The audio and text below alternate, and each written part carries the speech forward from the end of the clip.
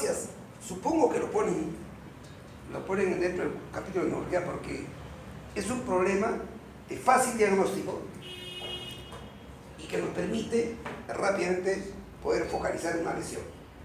Entonces, es un problema de fácil diagnóstico, rapidísimo es el diagnóstico. Lo que sucede es que el conocimiento de este tema en su profundidad no nos exigimos. En la formación médica de ustedes, suficiente con que yo diagnostique afasia para pensar que en mi formación como médico general he avanzado un poco. ¿Por qué? Porque ya explicar los mecanismos, todo eso, es problema del neurólogo, del neuropsicólogo. Ustedes tienen que saber sospechar adecuadamente una afasia. Entonces, para sospechar adecuadamente una afasia, ¿qué debo conocer? ¿Qué deben conocer? La semiología. Para cualquier enfermedad deben conocer la semiología.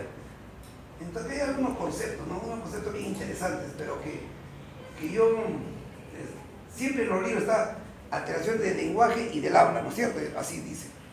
Del lenguaje se refiere a todo el proceso cerebral para esa comunicación, o sea, cómo se generan mis palabras, cómo se genera mi oración, cómo se produce la comprensión cuando me hablan. Pero luego que se ha generado mis palabras, está el programa para yo hablar, ya la parte de hablar nos referimos a la parte motora. Así es el concepto. Acá hay algunos conceptos diferentes, por ejemplo, acá es un concepto. ¿Tú tienes hermana? ¿Hermano? ¿Sola? Hermano tienes. Por ejemplo, tu hablar tuyo, aparte de ponemos todo eso, el contenido de las palabras, la intencionalidad, ¿es igual a lo tuyo que tu hermano? Cada uno tiene su habla propio. Entonces, bajo esa lógica, hay algunos que plantean, el lenguaje es un sistema de reglas que lo creó el hombre para comunicarse, toda la humanidad. Pero a ese conjunto de sonidos que creó el hombre para comunicarse, un grupo le dio a determinados sonidos un significado. Y al darle a esos sonidos un significado, a eso se llama lengua. Cuando el niño nace, esa lengua tiene que aprenderlo y guardarlo en su cabecita.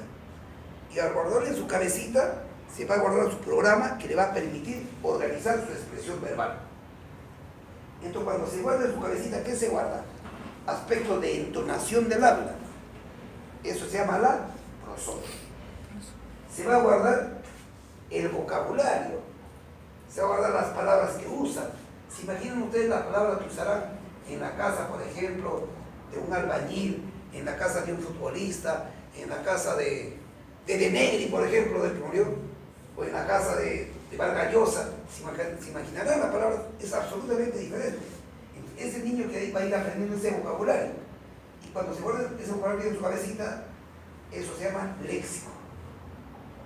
Luego de eso va a ir aprendiendo también cómo se van uniendo las palabras.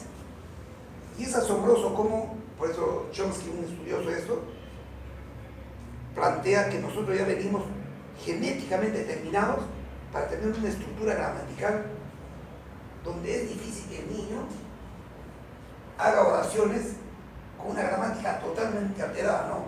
Su gramática es semejante a la nuestra. Hay un pronombre, hay un verbo y hay un predicado. Casi siempre es así. El niño no va a decir, hambre, yo, mamá, quiero. No te va a decir así. El niño dirá, quiero, yo, hambre. No te dirá, yo tengo hambre. Pero te va a decir, hambre, mamá, yo. Es imposible. O sea, el niño no tiene una gramática que haya adquirido, pero ya le sale ese tipo. Pero luego de eso adquirimos ya, a esa gramática le damos una intencionalidad. Y eso se llama la parte sintáctica. Eso se guarda en mi cerebro. La parte prosódica se guarda en el lado derecho y la parte lexical en la parte izquierda, fundamentalmente en la parte posterior temporal, y la intencionalidad, la organización del habla en la parte frontal bilateral. Y eso organiza. Pero como nosotros cuando evaluamos el lenguaje, evaluamos más la parte lexical, el vocabulario y las oraciones, fundamentalmente evaluamos el lado izquierdo. Y de ahí vamos al concepto de que el lenguaje, su dominancia es izquierda, claro, para la parte lexical, pero si fuera de la parte prosódica, es el lado derecho. Con esa pequeña introducción, entonces, el habla, entonces la lengua es de un grupo de personas, el lenguaje de toda la humanidad. ¿Y cómo se llamaría lo mío? Es el habla personal que llamamos. Entonces, el habla es una estructura psíquica socialmente diseñada, o sea, socialmente ha sido modificada, que usamos todas las personas para yo guardar toda la información social que yo conozca y lo guardo en mi cerebrito. Y eso guardado, esa información social guardada se llama información psíquica consciente. Y es la que va a realizar mi actividad, y en este caso mi expresión y mi comunicación. Por ejemplo, cuando ustedes hacen una punción lumbar, ¿qué cosa creen que está guardada en la cabeza? Ese procedimiento. ¿Cómo está guardado? Ni siquiera tenemos idea. Pero, ¿cómo se agarra la aguja? La posición, todo está guardado en la cabeza. Cuando uno quiere ir a un sitio, todo está guardado en la cabeza. Entonces, ¿y eso que está guardado, cómo se llama?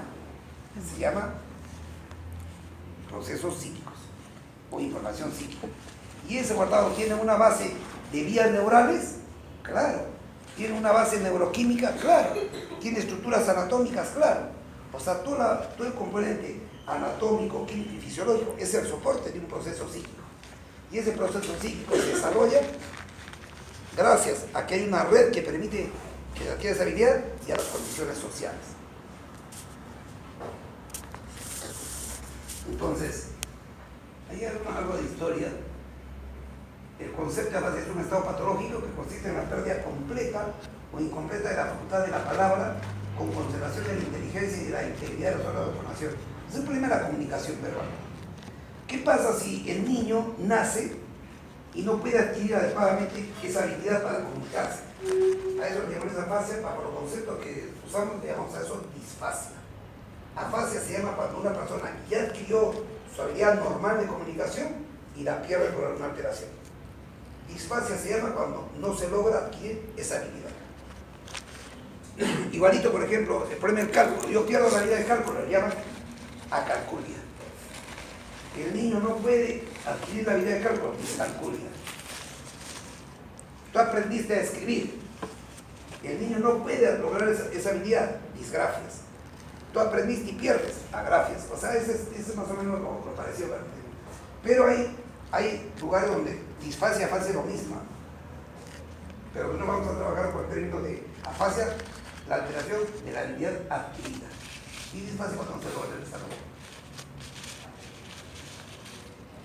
Cuando yo examino a mi paciente, tengo que hacer estos exámenes. Este es el examen. Habla espontánea, son los pasos. O sea, yo hablo con mi paciente y le digo, ¿a qué usted se dedica? Cuénteme. ¿O qué hace usted hoy día? Ese es habla espontánea.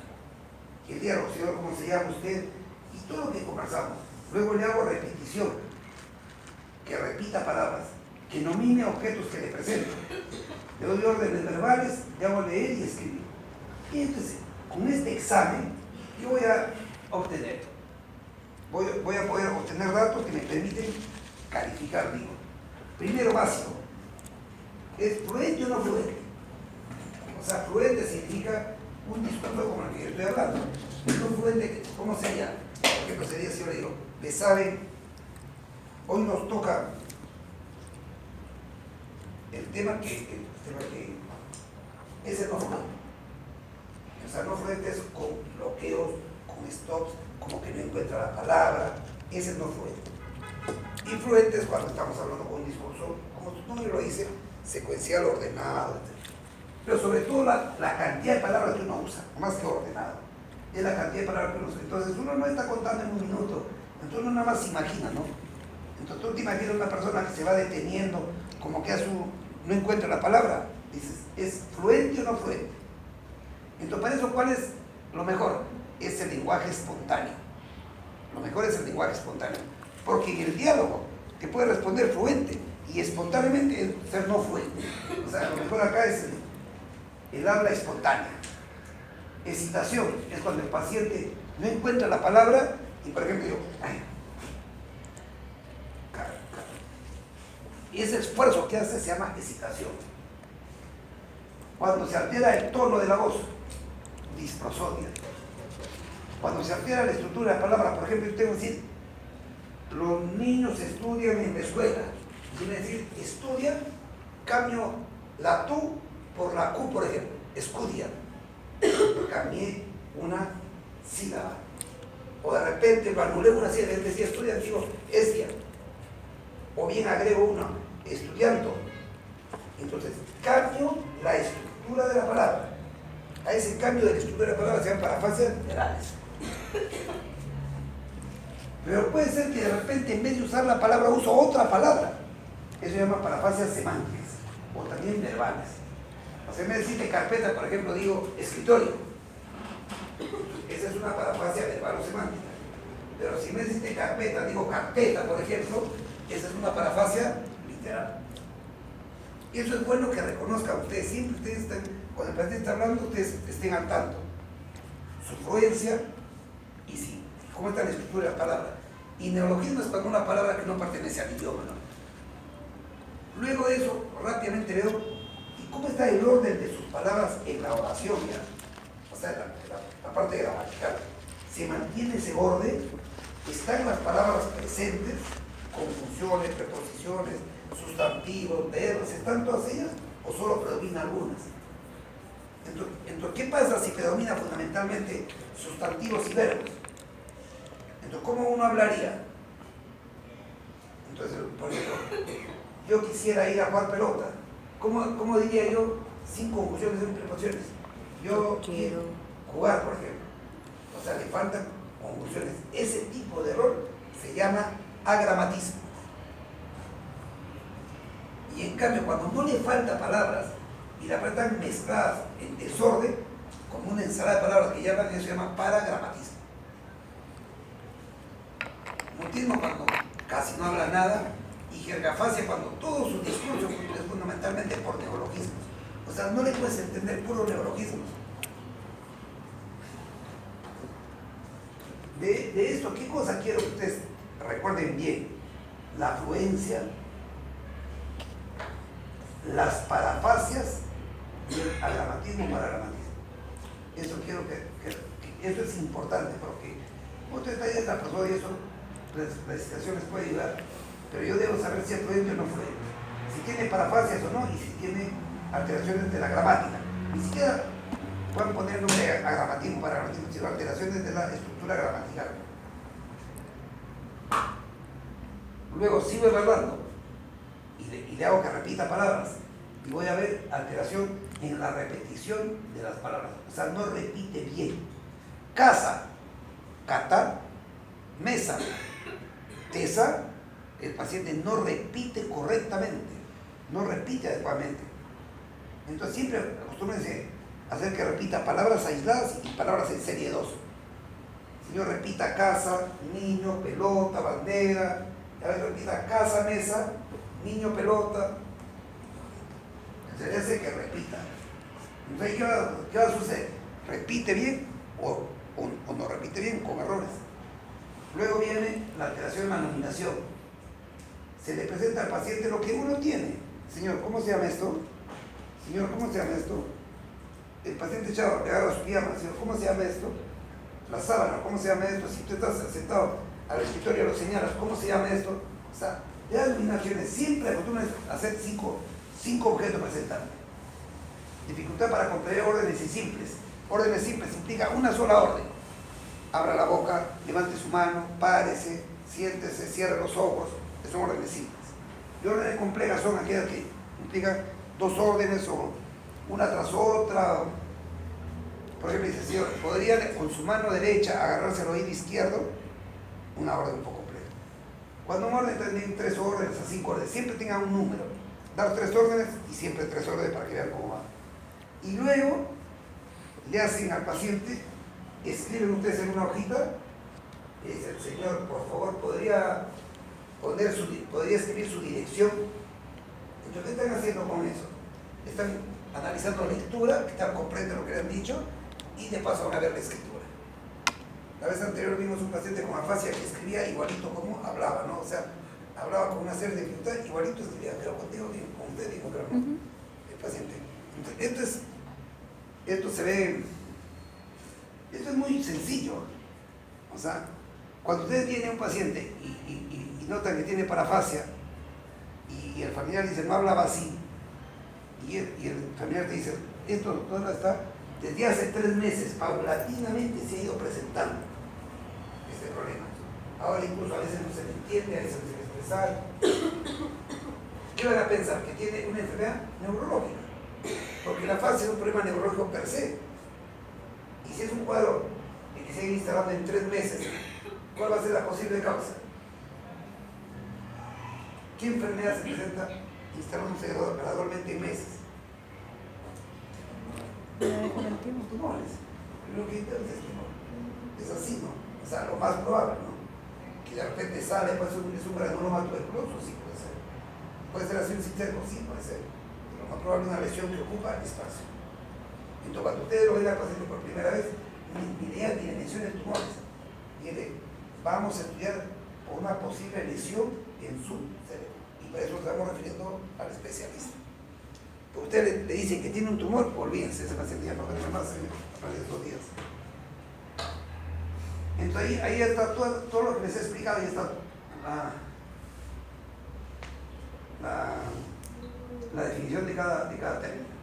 Disartia es un problema fundamentalmente de la pronunciación, o sea, uno no pronuncia bien. Cuando una persona nace, por ejemplo, y no puede pronunciar bien la R, son las dislatias, ¿no? Se llaman dislatias. Lo que puede decir arroz dice arroz, y eso, y nunca pudo aprender bien, y hasta adulto habla de ese modo, esa es una dislatia. Pero si el paciente hablaba bien y después ya no pronuncia bien, es una disartia. En cólera, por ejemplo, cuando el paciente, tú le dices algo y te repite lo mismo, ¿no? Como dice eco. O sea, señor, buenos días, normal. Dígame de dónde vive, y te vas dando cuenta que es algo para el usuario.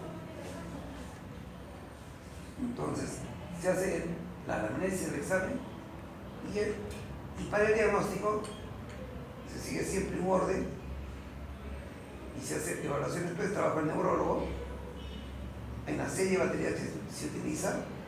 Estas son las causas más frecuentes, son accidentes vasculares y otras lesiones del cerebro. Estos son las zonas anatómicas que intervienen en el proceso del habla personal o del lenguaje, según como le llamen. Fundamentalmente dominan el lado izquierdo para los aspectos lexicales y sintácticos, pero en el lado derecho para el aparato prosódico.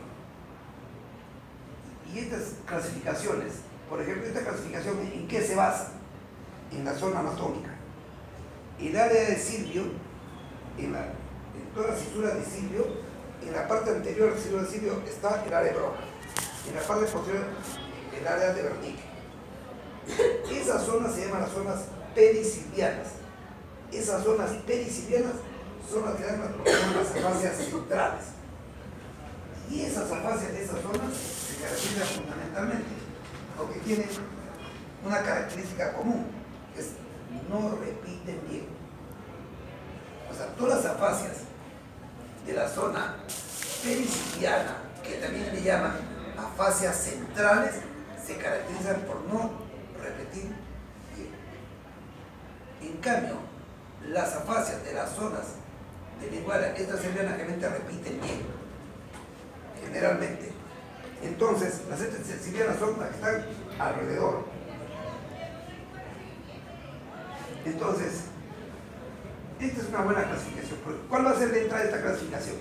¿Cuál va a ser mi criterio para decir si una es una afasia de este tipo o de este tipo? ¿Cuál va a ser mi criterio? ¿Cuál va a ser el criterio? A ver, dice, ¿cuál va a ser el criterio que vas a tener en cuenta para que tú clasifiques en esos dos tipos? La repetición. Si esta es una afasia central o es una afasia marginal.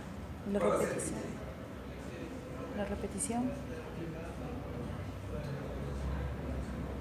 Pero eso no es el criterio. Ahí lo dice. ¿Qué dice arriba, señorita? Con disturbio. Y acá. Sin disturbio. ¿Cuál va a ser la entrada? ¿Repite o no repite? Esa va a ser la entrada, ¿se acuerdan? Entonces, cuando tu paciente le dice, señor, repita casa, mesa, niño, pelota, entonces vas a encontrar, ¿repite bien o no repite bien? Entonces, cuando no repita bien, ¿dónde va a estar? Claro. Y cuando repita bien, entonces, ¿cuál es la entrada de este cuadro? Es la evaluación de la repetición. Esto es muy útil, Esto es muy útil porque rápidamente te permite ubicarte. Además de eso tenemos otro criterio para que te acuerdes los nombres de las afasias. Dices, a las afasias generalmente que no repiten, que tienen errores para repetir, son las afasias que están en la zona simple. Y en la zona simple, en la parte anterior, ¿qué área está? Broca. En la parte posterior está el área de Wernicke, afasia Wernicke, y las que comunican una afasia de conducción y las globales. Ahí te sale el nombre. Ahí te sale el nombre. Entonces, o sea, varios conocimientos uno tiene que tener en cuenta para relacionarlo y recordarlo fácil. En cambio, las otras afasias son las zonas periféricas. ¿Alguien tienes un...? Yo no he traído mi plumón. ¿Alguien tiene un plumón? ¿Sí?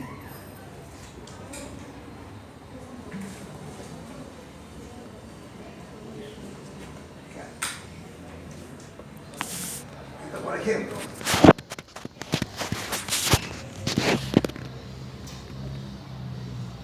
esta de acá de la zona D, ¿esto qué es? Sí, ¿no es cierto? Este sí.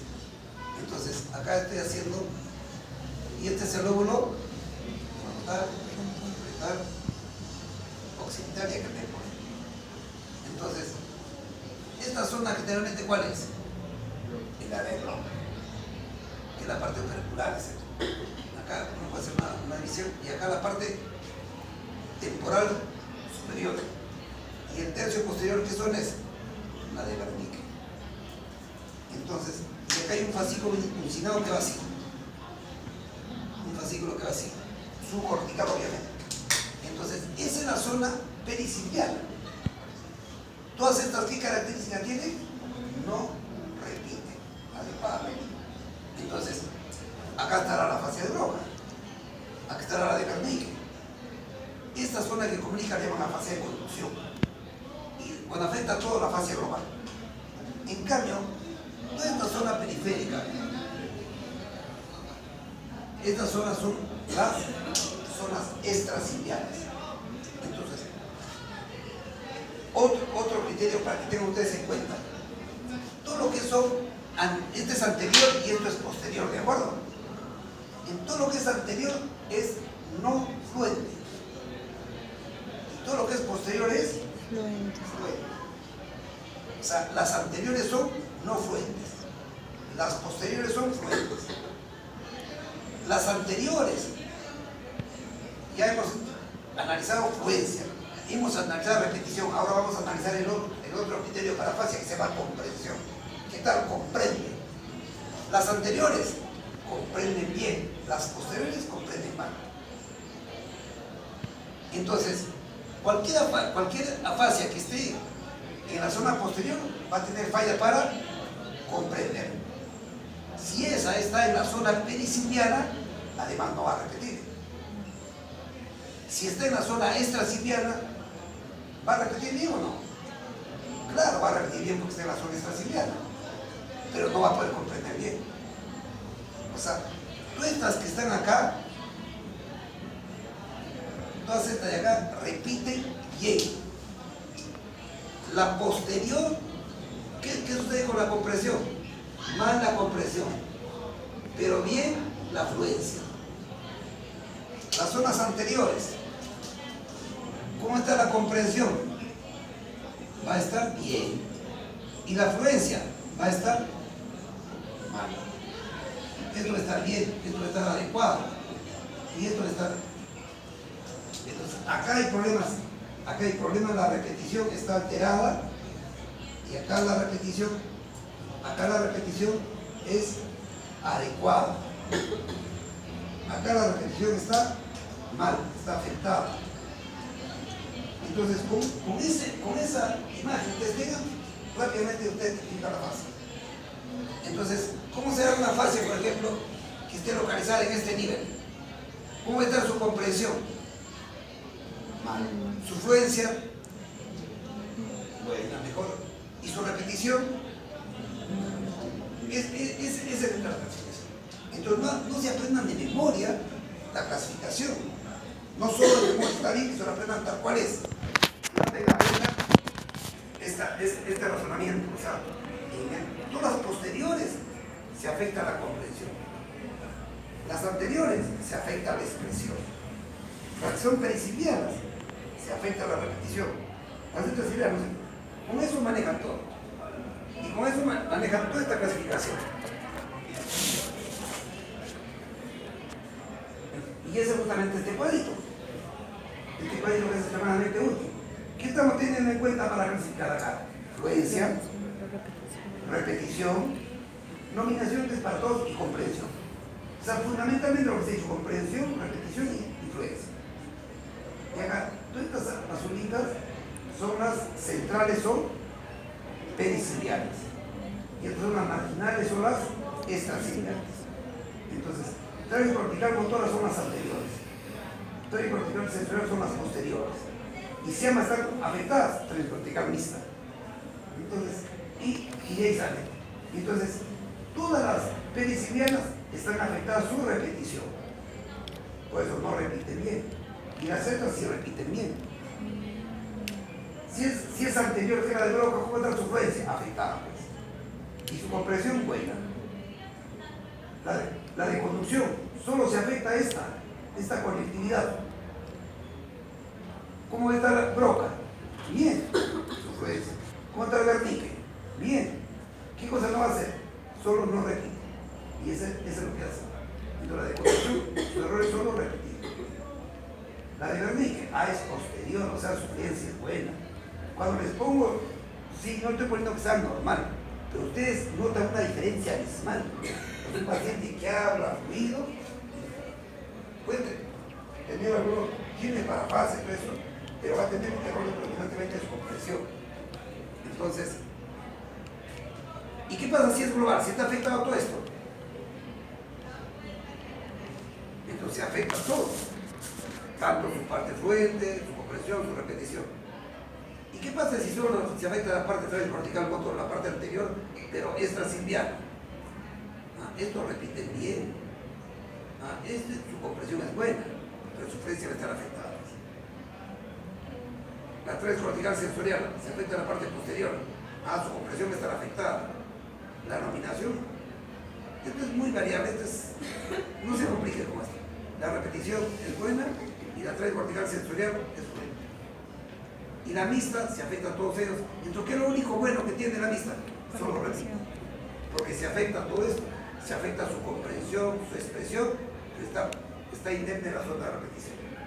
Entonces, esto es muy útil. Esa clasificación, usted lo conoce,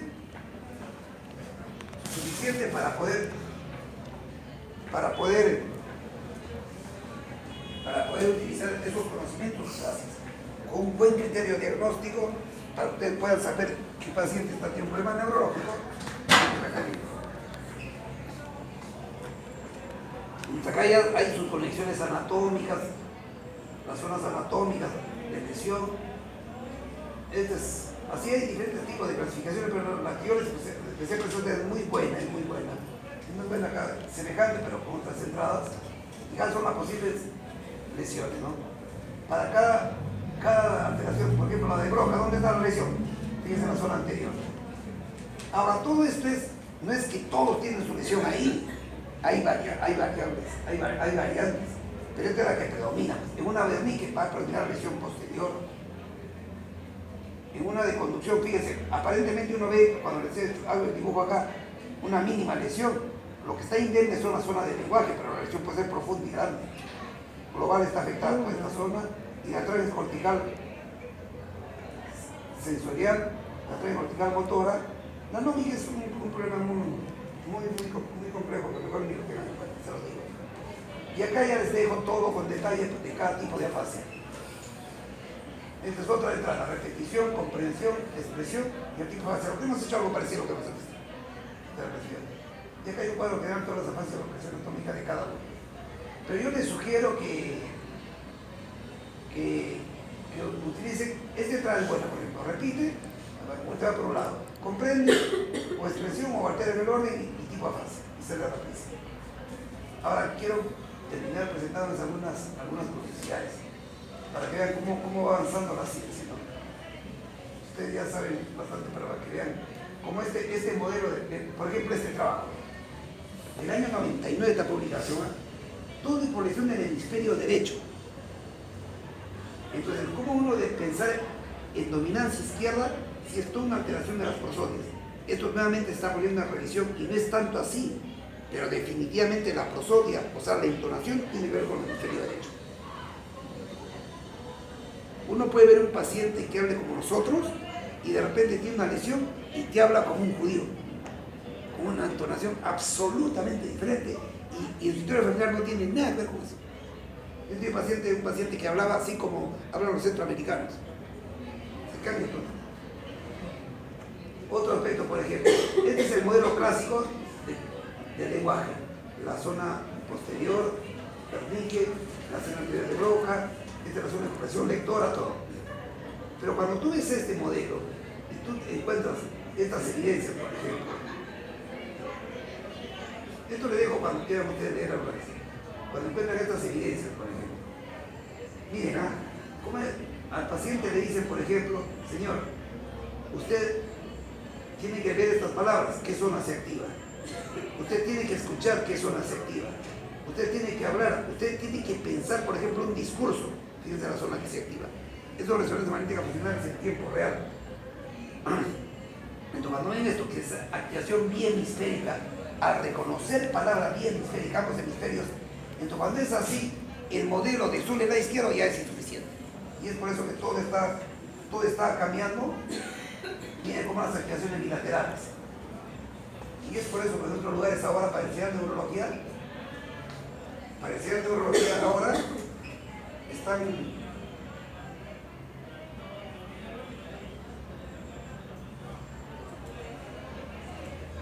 para enseñar neurología ahora en la formación médica en general están enseñando ya no anatomía, ya no fisiología. Les comentaba a un grupo, están enseñando ahora lo que se llama neurociencia. ¿Por qué?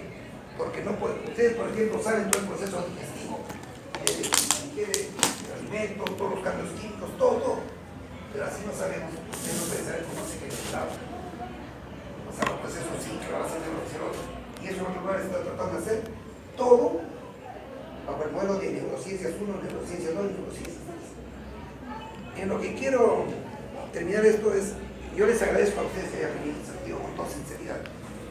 Hay un grupo pequeño, por ejemplo, algunos que son persistentes, les felicito. Mantengan eso, y uno se siente sumamente contento y tranquilo, suficiente que te escuche una persona que pueda recapacitar en algo tan noble, que es la formación médica, es extremadamente ética.